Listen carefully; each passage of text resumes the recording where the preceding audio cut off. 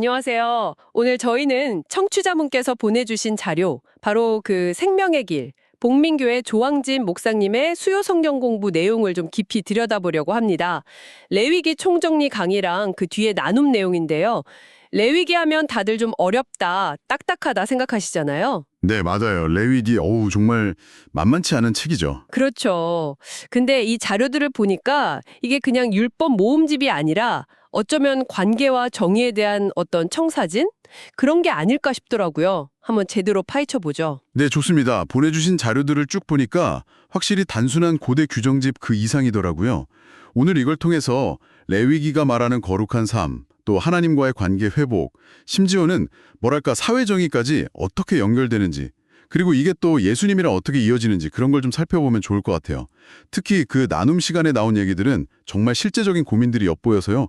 개인적인 이야기니까 실명은 빼고 그 핵심 깨달음 위주로 나눠보겠습니다. 네, 좋습니다. 그럼 어디부터 가볼까요? 강의에서 그 레위기의 원래 히브리어 제목, 바이크라, 그가 부르셨다. 여기서 시작하던데요. 아, 네. 그거 정말 중요해요. 그렇죠. 율법을 딱 주시기 전에 먼저 부르셨다는 거잖아요. 의미심장하네요. 맞습니다. 그 부르심이 레위기 전체를 푸는 열쇠라고 할 수 있어요. 하나님께서 당신 백성 이스라엘을 먼저 구원하시고 그 다음에 언약관계 안으로 부르시는 거죠. 그리고 나서 자, 이제 나와 함께 그리고 너희끼리 어떻게 살아가야 할까? 그 방법을 알려주시는 거예요. 그래서 레위기의 핵심 키워드가 두 개 있는데 바로 거룩, 히브리어로 카도시, 그리고 속죄, 카파르입니다. 카도시, 카파르. 네. 이 두 기둥이 레위기라는 집을 딱 받치고 있다고 생각하시면 이해하기 쉬우실 거예요. 거룩하면 보통 뭔가 도덕적으로 완벽해야 할 것 같고 아니면 세상이랑은 아예 담쌓고 지내는 그런 이미지가 먼저 떠오르는데요. 강의에서는 좀 다르게 설명했죠. 구별됨이라고. 네, 정확해요. 카도시의 핵심은 단순하게 도덕적으로 깨끗하다거나 아니면 세상과 분리된다는 의미가 아니고요. 목적이 있는 구별됨이라고 봐야 해요. 그러니까 하나님의 백성이니까 세상과는 다른 가치관, 다른 방식으로 생각하고 결정하고 살아가는 것. 이걸 의미하거든요. 아, 그냥 떨어져 있는 게 아니라 뭔가 다른 목적을 가지고 구별된다는 거군요. 그렇죠. 이것 막 소극적으로 피하는 게 아니라 하나님을 닮아가려고 애쓰는 적극적인 과정인 거죠. 강의에서도 강조했지만 이게 기계적으로 율법 조항 지키는 걸 말하는 게 아니에요. 하나님과의 그 관계 안에서 이루어지는 거예요. 매 순간, 하나님이라면 이때 어떻게 하실까? 이걸 묻고 따라가는 삶이죠. 그래서 주변 사람들이 보고 아니 당신은 왜 그렇게 생각하고 행동해요? 좀 다르네요? 이렇게 질문하게 만드는 삶. 그게 바로 레위기가 말하는 거룩이라고 설명하더라고요. 와, 그냥 착하게 사는 걸 넘어서 세상에 질문을 던지게 하는 삶이라 그거 참 흥미로운데요.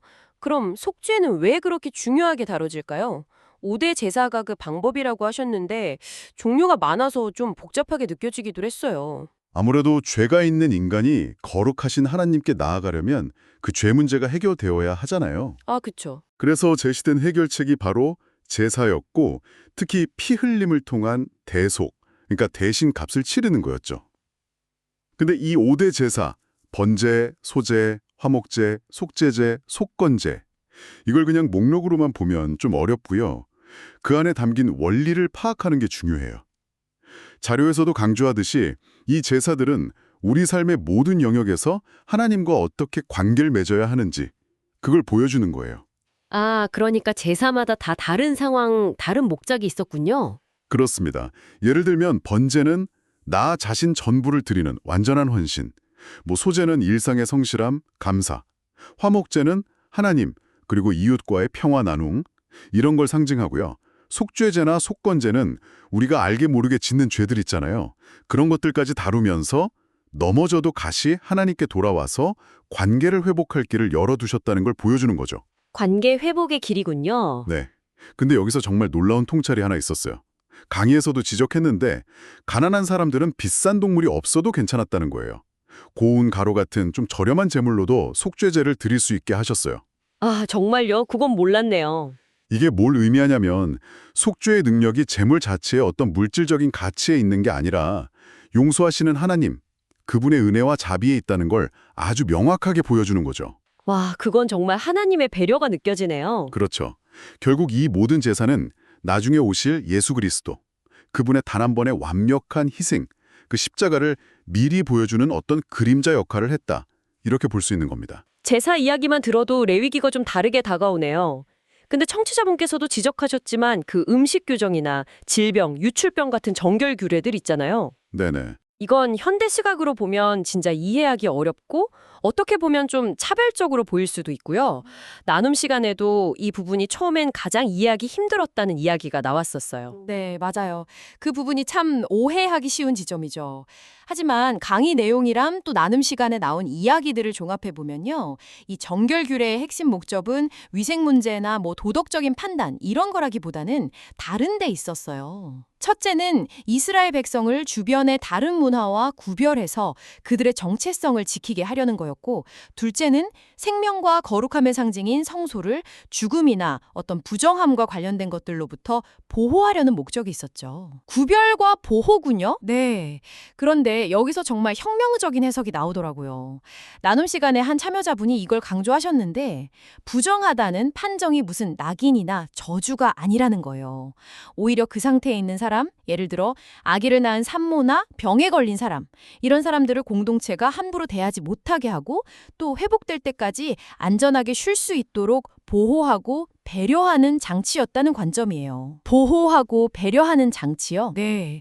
그러니까 성소에 잠시 접근하지 못하게 함으로써 역설적으로 그 사람의 회복을 돕고 공동체가 그 사람을 더 배려하도록 이끌어내는 그런 하나님의 세심함이 숨어 있었다는 거죠. 와, 부정함 규정이 보호장치였다니 이건 정말 생각의 전환인데요. 그냥 금지 조항으로만 봤는데 그 안에 오히려 약자를 향한 배려가 있었다는 거군요. 그렇죠. 단순한 금지가 아니었던 거예요. 그렇다면 레위기 후반부에 나오는 그 성결법전이라는 것도 이런 맥락에서 이해할 수 있겠네요. 정확합니다. 레위기 17장 이후는 이제 단순히 제사법만 얘기하는 게 아니라 구원받은 백성이 실제 삶 속에서 어떻게 거룩하게, 즉 하나님을 닮아가면서 살아야 하는지 그걸 아주 구체적으로 보여줘요.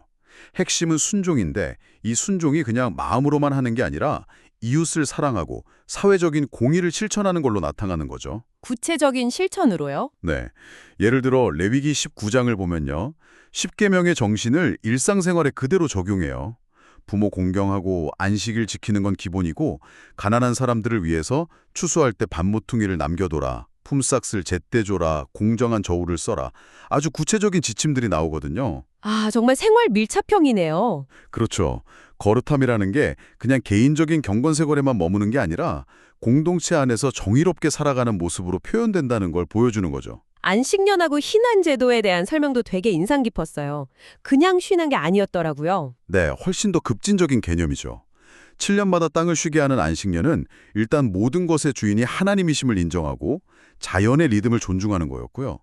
그리고 50년마다 돌아오는 희년은 더 나아가서 모든 땅을 원래 주인에게 돌려주고 모든 종들을 해방시키는 거예요. 와, 땅을 돌려주고 종을 해방시킨다고요? 네. 그러니까 부와 권력이 한쪽으로 너무 쏠려서 왜곡된 사회 구조를 한번 리셋하고 창조 때의 질서를 회복하려는 하나님의 아주 강력한 의지를 보여주는 거죠. 이건 뭐랄까 정말 혁명적인 사회경제 정의 선언 같은 거예요. 정말 그렇네요. 야, 이렇게 보니까 레위기가 진짜 완전히 다르게 읽히네요. 이게 거의 20주 동안 이어진 공부였다고 하던데 그래서인지 나눈 내용에는 이런 깨달음들이 실제 삶에서 어떻게 변화로 이어졌는지 그런 이야기들이 많았어요. 한 분은 예배 태도가 완전히 바뀌었다고 하셨죠. 네, 맞아요. 그분은 번제를 배우면서 예배가 단순히 죄 용서 받는 차원을 넘어서 나 자신 전체를 기꺼이 드리는 헌신이라는 걸 깨달았다고 하셨어요. 이전에는 좀 수동적으로 예배에 참여했다면 이제는 내 시간, 내 마음, 내 삶 전체를 드린다는 마음으로 훨씬 더 진심으로 참여하고 예배에 임하게 되었다는 거죠. 레위기가 가르치는 예배의 본질, 그 온전한 헌신을 실제로 경험하게 되신 거예요. 정말 큰 변화네요. 또 거룩에 대한 이해가 깊어졌다는 나눔도 있었어요. 흔히 거룩하면 바리새인처럼 스스로를 딱 구별하고 죄인들이랑 선 긋는 그런 모습으로 생각하기 쉬운데 그게 아니었다고요. 맞아요. 어떤 참여자분은 진정한 거룩은 그렇게 담을 쌓는 소극적인 분리가 아니라 오히려 예수님처럼 연약하고 소외된 사람들한테 먼저 다가가서 섬기고 함께하는 적극적인 사랑의 실천이라는 걸 나누셨어요. 아, 분리가 아니라 오히려 더 깊은 관계로 나아가는 것. 그렇죠. 그게 거룩이라는 거죠. 어두운 곳을 밝히는 빛처럼요. 듣고 보니 정말 그러네요. 레위기 전체에서 결국 하나님의 사랑을 발견했다. 이런 고백도 참 감동적이었어요. 그 딱딱해 보이는 율법 조문들 속에서 말이죠. 네, 다른 참여자분 얘기였는데 이스라엘을 부르신 것 자체가 이미 사랑이고 또 복과 저주를 말씀하신 것조차도 어떻게든 백성들이 돌아오게 하시려는 하나님의 사랑의 다른 표현이다. 그리고 심지어 이해하기 힘들었던 그 정결 규례들 속에서도 약자를 보호하고 회복시키려는 세심한 사랑과 배려를 느꼈다고 고백하시더라고요. 규례 속에서도 사랑을요? 네. 조항진 목사님도 강의에서 그 율법 조항 너머에 있는 하나님의 긍휼, 자비, 그 절절한 사랑을 계속 강조하셨어요. 원칙은 세우셨지만 그 원칙을 넘어서는 사랑으로 끊임없이 기회를 주시는 모습이 레위기 안에 가득하다는 거죠. 개인적인 성살에 대한 나눔도 있었죠. 네. 참여자분 성함은 생략하고요. 한 분이 미용 기술을 배우는 과정에서 칭찬을 받을 때마다 좀 불편했다고. 아, 네. 그 나눔 기억나요. 상당히 인상적이었어요. 네. 왜 칭찬하시지? 난 아직 부족한데? 이러면서 칭찬을 잘 받아들이지 못하는 자신을 발견했다는 솔직한 나눔이었어요. 네, 그게 결국 하나님께서 창조하시고 보시기에 좋았다고 하신 자기 자신의 존재 가치를 스스로 인정하지 못하고 있다는 깨달음으로 이어진 거죠. 어떻게 보면 완벽주의적인 성향하고도 연결될 수 있고요. 근데 중요한 건 자기 자신을 긍정하고 사랑하는 것이 다른 사람을 진정으로 사랑하는 출발점이 된다는 통찰이었어요.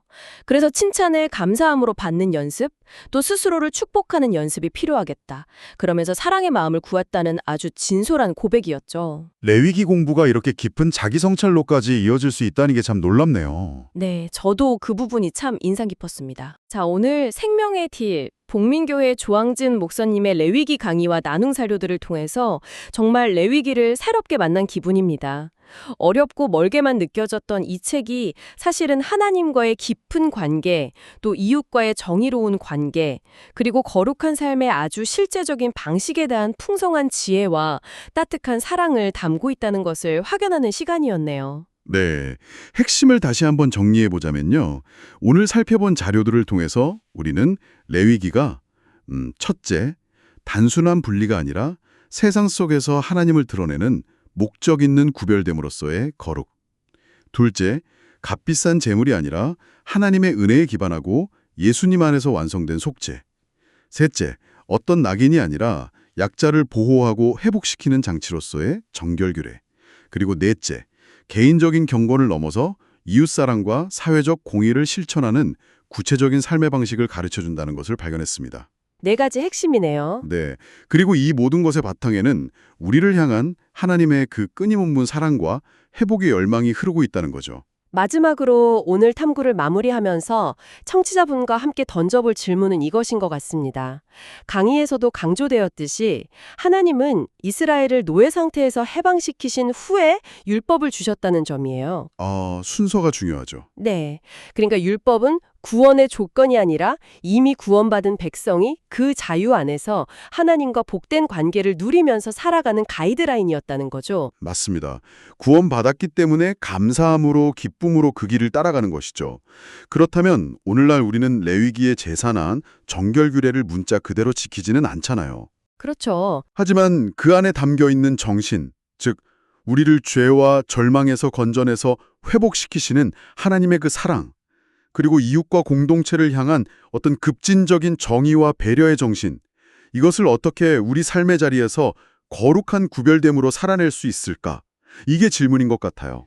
우리 시대의 방식으로요. 네, 우리 시대의 언어로 우리가 속한 바로 그곳에서 어떻게 이 레위기의 정신을 따라서 돌봄과 정의, 회복을 구체적으로 실천하며 살아갈 수 있을지 한번 고민해보는 계기가 되었으면 합니다.